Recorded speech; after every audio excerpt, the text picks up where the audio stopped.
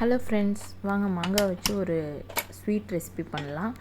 ஒரு கடாயை எடுத்துக்கோங்க. கடாய் சூடானதுக்கப்புறம் 1 டேபிள் ஸ்பூன் ஆயில் ஊற்றிக்கிங்க. ஆயில் ஹீட் ஆனதுக்கப்புறம் 1 டீஸ்பூன் கடுகு சேர்த்துக்கிட்டு கடுகு பொரியட்டும்.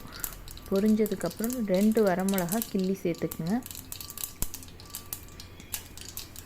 அதையும் போட்டு நல்லா வதக்கிட்டு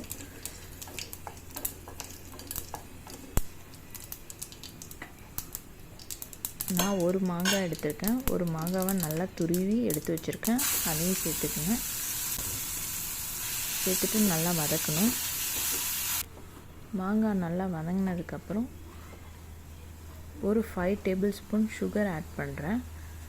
சுகருக்கு பதில் நீங்கள் நாட்டு சர்க்கரை இல்லை வெல்லம் எது வேணால் சேர்த்துக்கலாம். உங்கள் டேஸ்ட்டுக்கு தகுந்த மாதிரி நீங்கள் சேர்த்துக்குங்க. எல்லாமே நல்லாயிருக்கும். தண்ணி எதுவும் ஆட் பண்ண தேவையில்லை. இந்த சுகர் மெல்ட் ஆகி வர தண்ணியிலே நல்லா வெந்துடும் மாங்காய். ஸோ தண்ணி ஆட் பண்ண வேணாம். ஒரு பிஞ்ச் சால்ட் சேர்த்துக்குங்க. அப்போ டேஸ்ட்டை என்ஹான்ஸ் பண்ணி கொடுக்கும். சேர்த்துட்டு நல்லா மிக்ஸ் பண்ணிவிட்டு நல்லா வதங்க விடுங்க.